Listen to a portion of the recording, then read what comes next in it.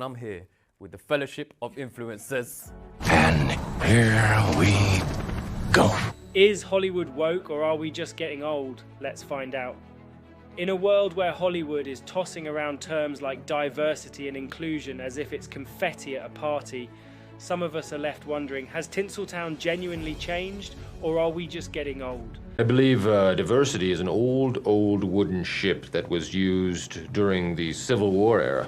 Let's embark on a journey through the tangled vines of Hollywood's attempt at progress, aimed at modern audiences. If, like, Sauron is hot, I feel like people will be like, I can fix him. Diversity and inclusion are just some of the shiny new buzzwords in Hollywood, and it sounds like it might be the title for the latest superhero movie from Marvel, but for those who remember the days when a superhero was just someone with a cape, these terms might as well be in a foreign language. Are we just having trouble keeping up, or has Hollywood genuinely gone nuts? Well, Bob Iger confirmed that us golden oldies were right. The place has gone woke, but Disney cured racism with Black Panther, so let's all clap our hands and say well done to Disney together. Hollywood's love for representing the underrepresented is just a bit weird. Advocates of Hollywood's newfound diversity and inclusion point to the increased representation of various communities and stories as a great and impactful thing for a new generation. We've gone from iconic and unforgettable movie stars to girl bosses and identity politics.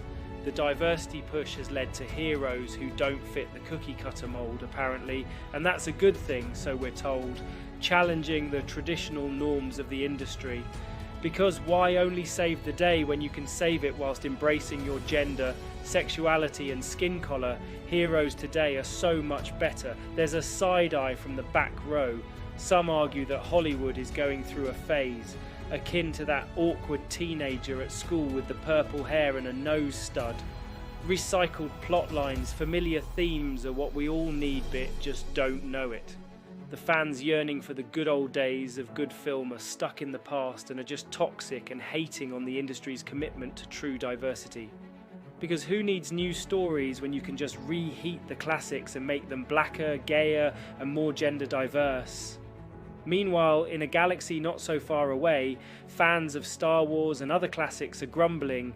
The introduction of new characters, altered storylines, and a departure from the familiar have left some long-time enthusiasts feeling like they're stuck in a parallel universe. Angry murmurings from the Ewok village suggest that Hollywood might be meddling with the Force a bit too much. In the midst of the debate, it's clear that Hollywood is in the middle of an identity crisis.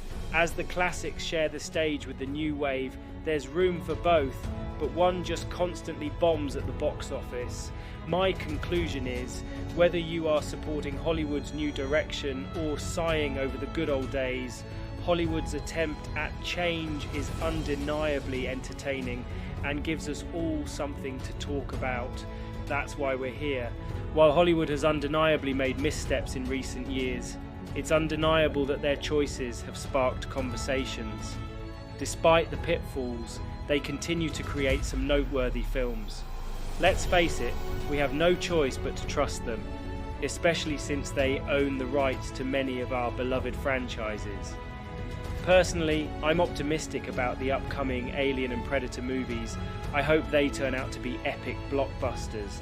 It's important to remember the successes of the past and keep our fingers crossed that Hollywood can return to delivering that level of quality. But from a personal note, let's celebrate the classics more and more and really try to enjoy the new garbage as much as we can. Because in the end, we all want to keep Hollywood's popcorn machine popping, and who doesn't love a good movie, although they are rare these days.